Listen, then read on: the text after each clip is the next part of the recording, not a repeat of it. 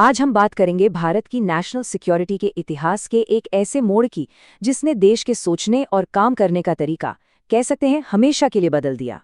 जी हाँ, ये विश्लेषण है कारगिल संघर्ष और उन सबको का जिन्होंने भारत के इंटेलिजेंस सिस्टम को एक बिल्कुल नया रूप दिया। देखिए, इंटेलिजेंस एजेंसीज का काम ही है खतरे को पहले से भांप लेना, है ना। यही तो उनका असली मकसद है कि जो होने वाला है उसका पता समय से पहले चल जाए, ताकि उसे या तो रोका जा सके या कम से कम उसके लिए हम तैयार तो रहें। लेकिन इतिहास गवाह है कि ऐसा हमेशा हो नहीं पाता। कभी-कभी सबसे अच्छी तैयारियों के बावजूद भी कुछ लम्हे ऐसे आ जाते हैं जब खतरा दस्तक दे चुका होता है और हमें पता तब चलता है जब शायद बहुत देर हो चुकी होती है। साल था 1999 और जगह थी कारगिल। यही वो वाकया था जिसने भारत की पूरी सुरक्षा नीति की दिशा ही मोड़ दी। तो चलिए सबसे पहले समझते हैं उस संकट को जिसकी वजह से ये सब कुछ शुरू हुआ।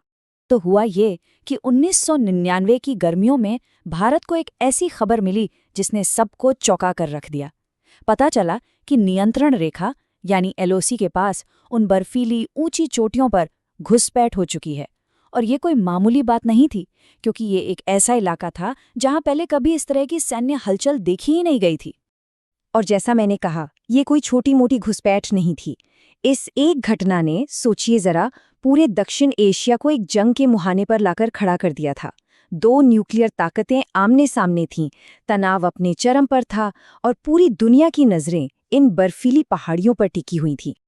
अच्छा, जंग तो खत्म हो गई, बंदूकें शांत हो गई, लेकिन अब एक नए तरह का शोर शुरू हुआ, और वो था सवालों का शोर। अब वक्त था आत्ममंथन का, ये पता लगाने का कि आखिर चूक हुई कहाँ थी। संसद से लेकर अखबारों तक हर तरफ बस एक ही सवाल गूंज रहा था, हमारी इंटेलिजेंस एजेंसियां आखिर कर क्या रही थीं? इंटेलिजेंस के आकलन में क्या कमी रह गई? अलग अलग एजेंसियों के बीच तालमेल क्यों नहीं था? ये सारे सवाल अब हवा में थे।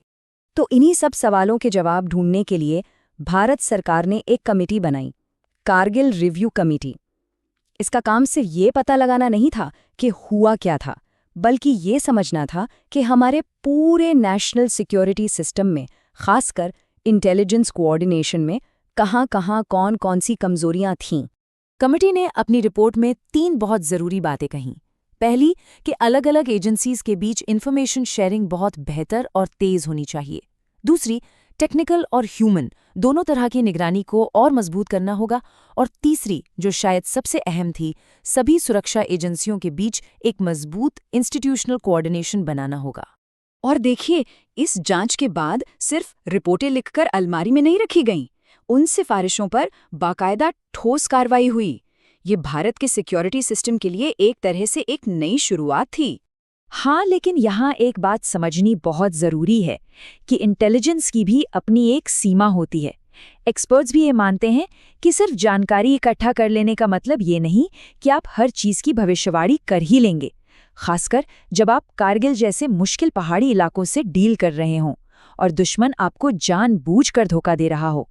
कारगिल ने इस कड़वी सच्चाई को हम सब के सामने ला दिया।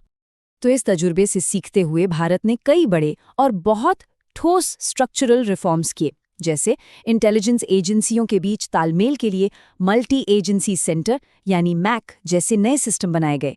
टेक्निकल सर्वेलियंस, खासतौर पर सैटेलाइट इमेजरी की ताकत को कई गुना बढ़ाया गया। और शायद सबसे ज़रूरी, तीनों सेनाओं की इंटेलिजेंस को एक साथ लाने के लिए डिफेंस इंटेलिजेंस एजेंसी यानी डीआईए की नींव रखी गई, ताकि हमारी डिफेंस प्लानिंग पहले से कहीं ज़्यादा इंटीग्रेटेड और मजबूत हो सके।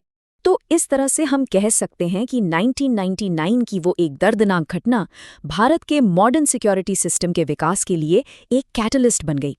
मतलब उसने एक ऐसी चिंगारी का काम किया जिससे पूरे सिस्टम को बदलने की ज़रूरत महसूस हुई, और वो बदला भी।